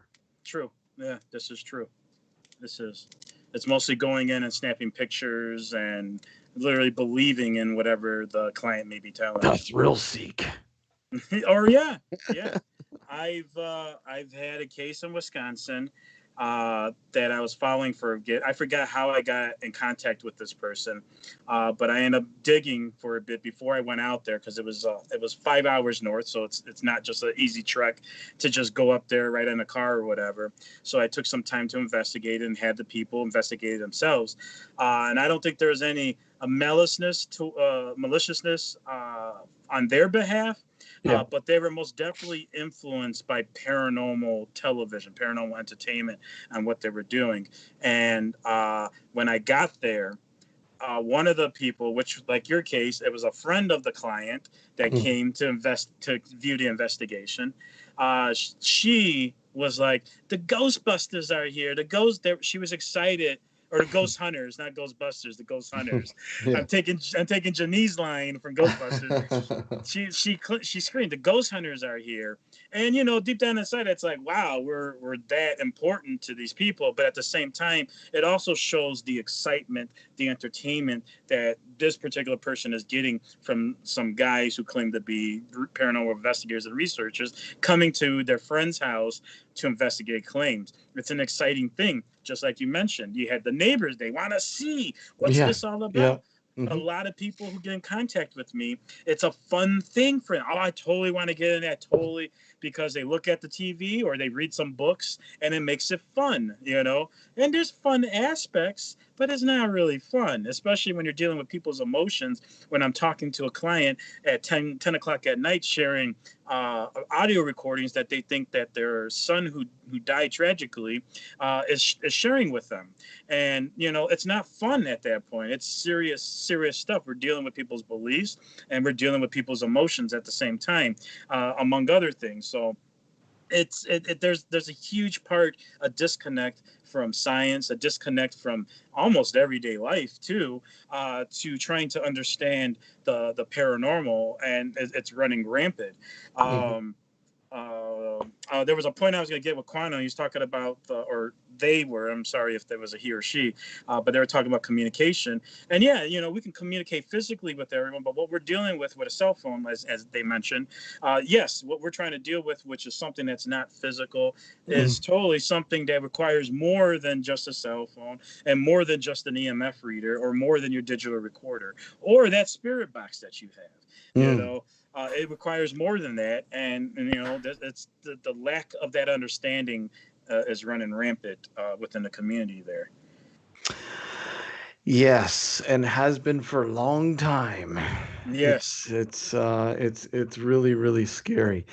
Um, and again, it's another point that if you try to approach somebody who, you know, believes in that sort of thing wholeheartedly, uh, will not believe you, will not yeah, care in a world to listen to any constructive criticism at all. yeah. I did a case, and we we didn't find anything. This is actually the case that I was talking about, where I found the unshielded fuse box in the basement, Yeah. and we were there overnight. We set up cameras. I set up cameras in the client's bedroom where they were sleeping. They allowed us to do that. You know, she even at one point said she was hearing noises while we were very silent and just kind of monitoring things. And she would make, you know, in the video, because she knew she was hearing something. We didn't hear anything on the camera. We didn't experience anything. And of course, what I'm relaying to you about the EMF and the unshielded boxes, there's actually more to that story that validates some of the claims historically, but we didn't find anything paranormal. Some time goes by, and they end up getting someone else, which ends up being a Facebook friend of mine, which I didn't know they went to this house. And he claims he's one of the spirit box types of guys. He claims he went in there and found all sorts of evidence now. And little did they know that I knew this guy. And the client came to me and was like, "Oh yeah, we actually just had someone here not too long ago, and they found all sorts of things." And I'm there for a whole day, and I, you know, visited multiple times. I didn't find anything. And of course, they're not. Are they going to want to believe me now that some other guy came in there and was like, "Yeah, you got something going on here." You know, not saying nothing was happening, but the Mhm. times that I went there, I did not get any information. I did not get anything that I already researched that was already prevalent then. But yeah, you know, some of these people who believe, they want to believe, they want you to find the ghost in their house. They want it to be real, partially because if it isn't real, then they're crazy probably, and if it is real, there's some sort of comfort for them knowing, oh yeah, you But did find something. but You is know, there comfort though? That's the thing, and that's a question I've always asked too when you're dealing with people. Excuse me. Oh wow. The fact that look at are you willing to accept us finding something within your home? yeah, You know. yeah. Excuse me for a sec, guys. Get that COVID out. Get Yeah, that COVID out. get it out. Get out of your system. Went down the wrong way. That's what they all say. Oh yeah. Yeah, are you willing to accept the fact that your house might be haunted, if you will? Yeah, yeah, yeah. And I say that loosely because um I mean, let's break down a haunting. Variations of a haunting. There are so many different, explanations for the word haunting, and people don't really understand that. You've got, you have your residual, you have your intelligent, uh, you know, there are Poltergeist. subcompartments. Yeah, yeah, exactly. You got your poltergeist. You've got all these points that you can deal with within those three alone. Excuse me. But I mean, how do you explain to somebody that you have, a an aspect to your home that is unexplainable, and it's going to take some time to sort of bring it to a basic learning understanding to you, and you really most of the time can't do that with one visitation. No, no. You need many, and this is the part that most people don't understand. These people live in these homes. The day to day, they experience stuff constantly. Maybe not constantly, but some do. Some periodically, more so than others. And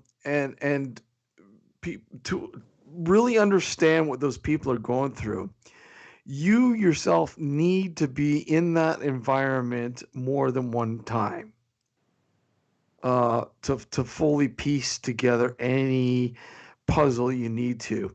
And this is what I try to reinforce with a lot of things. When I start an investigation, a new one, I sort of try to make it um, a priority to say, hey, look it, you want us to explain to you what's going on. This may take more than one visitation. Yeah. And more so with businesses. Obviously, it's easier to do with businesses than it is with homeowners, because homeowners obviously don't want you in their home 50 million times, but there are some that don't mind. But for the most part, they're that's probably a small percentage, but more so businesses. you know Something that I've been researching for many years, 10 years, for instance. The Spruce Lane farmhouse. It's been 10 years. We've been going in there 10 consistent years, except for this year, obviously, because of COVID. But the things that we've learned about that house over the 10 years that we've been investigating has been phenomenal. Hmm. You know, and again, everybody that I've brought into the house has had their different experience that isn't explainable. Like, I mean, Alex, for instance, he's had an experience there, and he's the world renowned ghost deterrent. Yeah. What kind You of know, experience was that? Well, I was ill that night to begin with when we went to the Spruce Lane farmhouse, and when we got inside and we started doing the investigation, I started feeling even worse. And initially, I just chalked it up to just me getting worse, right? Because Yeah, yeah, I already had a cold, and I wasn't feeling 100% to begin with. yeah. And it got to a point where towards the end of the night, I was almost completely drained of all energy. Like, I was exhausted, and I was sitting by the staircase to go, staircase up to the second floor. And at the end of the night, when we finished and wrapped up and we went back outside, I started feeling better. Not 100%, because, like I said, I was sick to begin with, but I wasn't as drained. I wasn't as, you know, shit, I just want to go home kind of thing. You know what I mean? Yeah. And I was feeling back to normal, kind of, well, for lack of a better term, right? So yeah, that was the experience I had there. I mean, putting it like very brief, but Yeah. it was something weird, and I believe even Gord had some experiences there as well. he had a similar experience to you, and basically in the same area, I think, as you. Yeah. And we brought in somebody that you have been on the show with. Justin Richard Promozano. Oh yes, yes. We brought him into the house, and he brought some of his equipment in and taking readings and stuff like that, and was getting uh, getting some interesting readings from that particular area that Alex had his experience as well as Gord in that exact area. And these are EMF readings, or what other readings was he getting? He had a trimeter. Oh, okay. He had a trimeter, and it didn't make any sense because there was nothing in that direct area that I know of that would set off the trimeter the way it did. Yeah, and just so people know, a trimeter is collecting information on three different accesses. Exactly. So yeah, it's almost like a bigger field, and the specifics of collecting that information are much greater than your own $15 EMF reader. So this is very sensitive equipment to pick up any type of EMF frequency. Yeah. Once again, if you'd like to call in, you know what, we're going to do a little bit bonus time here on the YouTube channel. We're going to sign off on the radio aspect on New Visions at 11 o'clock, but we'll do a little bit of a bonus continuing here on the YouTube stream. We'll leave the phone lines open, 716-406-4472 if you want to call in and sort of add to the conversation, or if you have any questions or comments you'd like to add about something else that we were talking about earlier, then do so. Once again, the number is 716-406-4472. Yeah, like I said, but that's what I mean. Upon several different visitations to a single location, the pieces of the puzzle start to become clear, start to make a little bit more sense, because you could go into a location and collect findings, and you're unable to make any sense of them. But when you go in more and more, you sort of look at we should look at there is something weird going on, but I don't know what it is. Yeah. And then all of a sudden you get something that's, wow, this sounds similar to what I captured 2 years ago in this exact area. Mm-hmm. Something is starting to make a little sense. I don't know. Weird. Yeah. There might even be some geological radiation of some sort for that area that could be which is picking up those EMFs as well. Could be, yeah, could be. But like I said, that particular, again, if we're going to go back to that house, that farmhouse, Mm-hmm. it's been it's Spruce Lane farmhouse. Yeah. If you do make your way up here, buddy, yeah, we'll definitely bring you in there. I think you'd have a ball in that place. Really neat, really neat place. Yeah, okay. Well, we're okay. Look, let's sign off on the New Visions radio.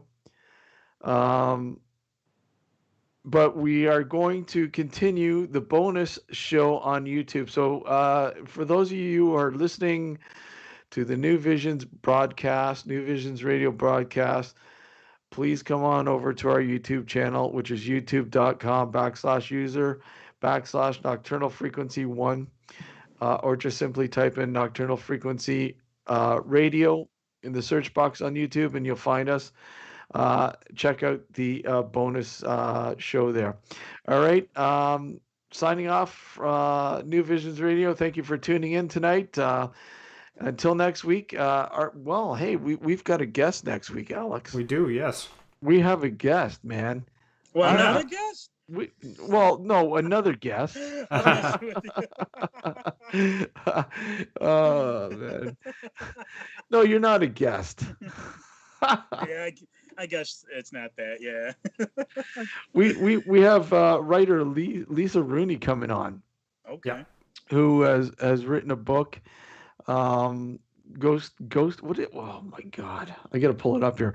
But anyways, she's written a book on her experiences, personal experiences, And in fact, I think she was saying that, Alex, one of the experiences that she had written about was from within the Spruce Lane farmhouse. Oh, good. So it'll Wow. be interesting. Yeah, so she'll be on the show next Sunday night, 9 p.m. Eastern Standard Time on the New Visions Radio Network, and of course on our YouTube channel. Uh, until next Sunday night, New Visions Radio. We'll see you then. Again, we're continuing for a little bit longer on our YouTube channel, so jump on over there to catch the rest of the show. Until then, take care, everyone. Take care. Take care.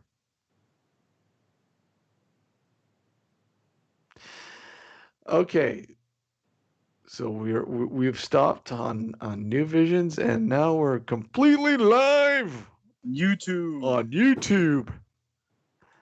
On YouTube. Um. So, anyways, carrying on with gathering information. Yeah. And this is very, very important. I mean, people don't understand that. Look at what what data collection is very important. Yeah. Yeah. Um, you use the data to compare and see for you look for patterns. You look for different variations. There's all sorts of things that you can collect when you go in and investigate the paranormal, especially when you go into a house. But I mean, Justin, what has been one thing that you've noticed with a lot of the investigations, a common theme, if anything, within the different, the different investigations that you've been a part of? Has there been a common theme? It's always some sort of trauma with almost everything that I've dealt with, from a particular haunted location to a client's house. Usually, the clients that I deal with, they had someone who recently died, so they're experiencing things after that person has died, maybe months after. The other common thing, and I think maybe this might coincide with trauma, is that a lot of people are stressed, and I had enough cases where people who are explaining to me how stressed out they are, that are experiencing things. And what I do is I try to have them better habits when dealing with these particular things. Even a lot of cases that I do, I handle through my phone or through email or through messenger, and it's usually just keeping up with the client overall and giving them the tools. In that case, I know it's a little bit of a tangent from what you were saying, but that's really much the common theme, is from trauma to some sort of stress factor. And that's what leads to a lot of these paranormal experiences, from shadow people to hearing that disembodied voice. And most of the shadow things that I've got is people who have been under some extreme stresses. One woman was working she said she was almost working 100 hours a week for her small business. Another woman had brain surgery, and I think I might have spoken about this here on Nocturnal Frequency, but her husband was traveling for work, and during that time she was basically by herself raising the kids. She had brain surgery, and she started seeing shadow people. So, I have a lot of those types of cases that probably also help formulate my own theories to what's going on. But I do attribute a lot of paranormal experiences to stress. I mean, that's hands down to stress.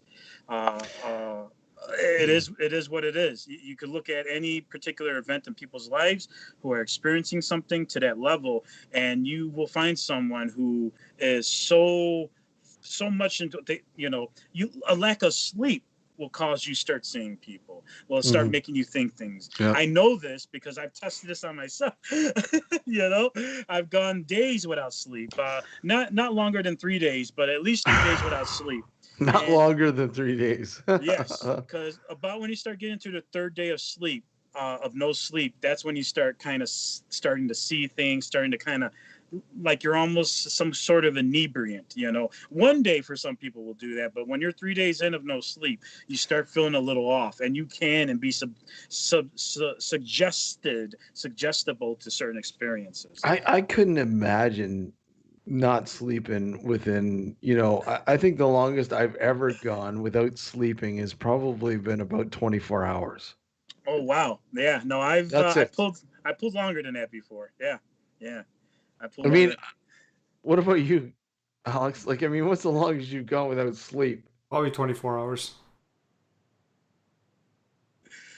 Well, you need to start seeing demons now. Yeah, I noticed that, Alex. I noticed Uh, that. I've tested this body. I've tested how I perceive things under certain conditions. So I'm aware of what the mind and the body will do under stressful conditions, essentially. And of course, some of that, of course, long no sleep. Let's just say back in the day, I may have been on some club drugs back in the day, so that might have hindered those The things as truth well. comes out. It's just I'm open, people. No. There's a conspiracy surrounding Justin that will come out eventually, and it's So slowly coming out. We've only had Justin on the show for the past 10 years, and Yeah. it's little by only it's little, only coming out of the closet now. yeah, Yep. little by little, but it is true. 10 years ago, I probably wouldn't talk about a lot of those experiences, mainly because at that time I was, people, I was a figure to some people. Mhm. I was, excuse me, I was going to a lot of conferences. I was being asked to speak at things, and if people heard those types of things that I'm talking about, they might perceive things differently. Now, 10 years in, another decade, and I'm more comfortable with talking about that, mainly because it is an experience to explain to people. I understand where a certain mind frame might be, why someone might be at their lowest and decide to do certain things. After having that so long, I can get in there. And I think for me, that's more to be open now than I was before, because a lot of that, my own experiences and my own research entails on my ideology. So if I didn't have experiences with DMT, if I didn't have experiences with club drugs or any other things, or even alcohol to an extent, I would never know what that's like.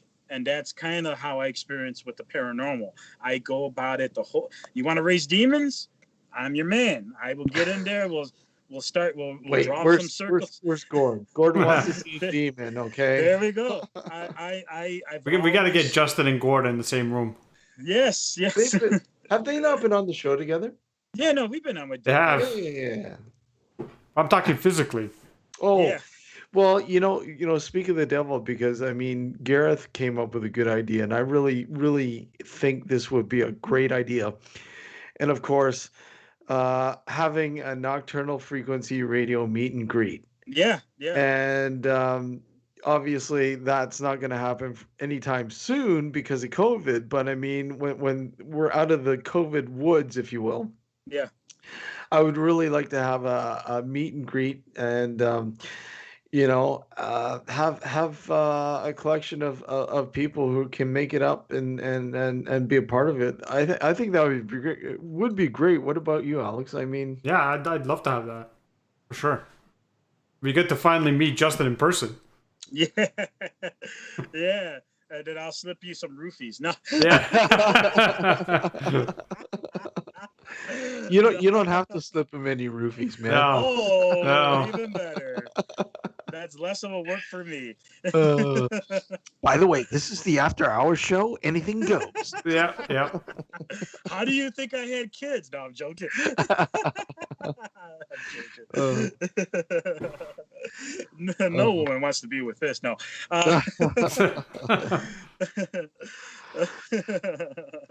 But It's a good thing your partner's not watching this. no, oh, she knows how crazy I am. That's what attracted her to me. oh. But yeah, no, I think that would be nice, to have a meet and greet like that. Not even a conference, just that we sit down and No. yeah. Conference. I mean, conferences, I think, is too much. I mean, it'd be Yeah. great. I'd love to, but I mean, you're not able to sort of convene with everybody on a personal level. Yeah. Uh, for the meet and greet, you have a greater chance of that. Obviously, it would be great to have everybody to be able to sit down in a comfortable uh Environment. scenario and just hey, enjoy, relax, and sort Yeah, of finally look at, hey, this is great to meet everybody, sort of thing, yeah, and obviously this goes out to the listeners, obviously, too. Like I said, there was one time that we Alex and I did a live on location show in the Hamilton guest house there, Yeah. and a guy, came up to Alex and I and asked us for his he asked us for our autographs. that's happened to me actually. And it's like, I come all the way from India. Wow, I'm like, wow. oh, yeah, that's pretty neat. Who was now, well, living in the area, but he said he was listening when he was living in India. He listened to the show. I was like, wow, that's Yeah, what were your thoughts, Alex? It's insane to think about. It's insane to think about that, Yeah. like, wow, this little show reached that far. Wow, Yeah. that's cool. I love it. your gods to some Indian village. Yeah. That's scary, Justin. Yeah. Run with it. No. Right. No, that's I totally agree. I think that's one reason why I keep doing, what I do, because there's been numerous of times that I could have just put it to the side. But it's mainly for the people that do listen and do pay attention. You know, every conference, I think no one's paying it. When I used to do the conferences, I don't think anyone was. I'm sure they were paying attention, but they weren't soaking it in. And it's that Yeah. one person that comes to you at the end of at the end of your thing and goes, "I totally got what you were saying," and wants to talk about. That's the Yeah. reason why I do it. Yeah, That's I literally the reason personally. why I I do it. mean, every conference that I've been to, that I've done, same thing. I mean, you look at the audience and they just, most of them don't pay attention. Yeah, they're there for the experience. That's really what it is. You And know? and some of the stuff that I talk about, what you hear, here on the show, I'm also talking about in the conference. So some of these ideas, even talking, I've done it little by little, added some personal experiences, like my drug experiences. But some people don't know how to connect to all that and see it besides that extra level outside their box. But the people that do is exactly why we got to keep doing it. The people that are willing to sit there and say, "Oh yeah, I've been listening to Nocturnal Frequency since I was in India," and then at one point, I was surprised. I was surprised one time I did a conference, and the organizer was I don't know why this happens every now and then, but they were trying to set me up with some so I know her now. She's not some chick, but it was a woman before. But I was surprised when I get that, or I get the people who are like, "Can I get an autograph?" And I'm like, "I'm just some dope." I'm like, I'm so dope. I'm just some dope. Okay, here's your autograph. I appreciate that you listen. I appreciate that people were paying attention, and it is what it is. But yeah, I mean, it's great to finally meet people, and or at least touch base and get along, getting along with them. Many of the conferences, I had more fun with the after parties than Hmm. I did with the actual conference. Yeah.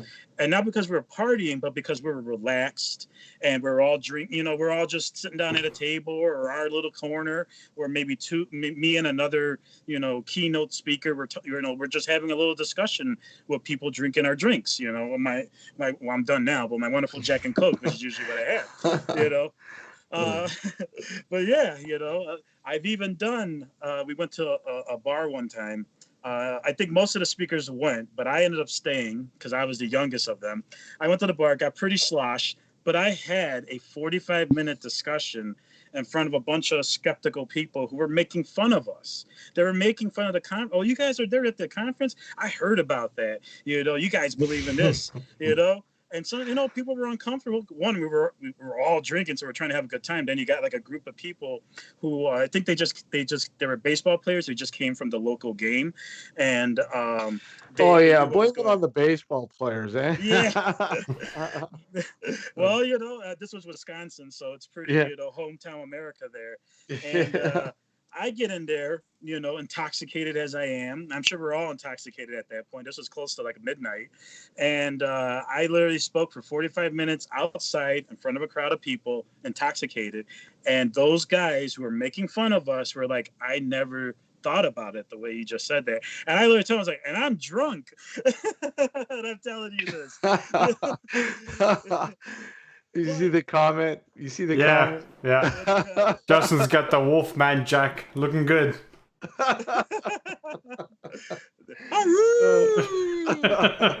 Let's start spinning some tunes, eh? Come on. Yeah. I'm playing this next track up here.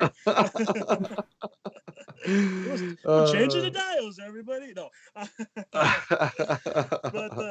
But yeah, getting out there and getting us involved. There's a lot of pushback, but as long as you're in there and you're going to get that one person who's really paying attention. Or you may just surprise that group of drunken baseball players that the paranormal isn't as cheesy as what they see on TV, because that's a lot of it. Is what it is what the TV presents to people, and a lot of people who are not in the field, they look at it as goofy stuff. I mean, hands down, what it is, goofy. Well, one last question, because we're gonna get going here, Yeah, but yeah. why is it that when most ghost hunting groups and TV shows, they take a photo and they're all arms are crossed over? Yeah. Why is that? Why is that? Because the paranormal is closely related to metal bands. Now, I mean, it's almost the same. It's almost the same. Exactly. Yeah, I guess because ghost hunters used to do that. When you ever watch the old promos, that's what Yeah. they do.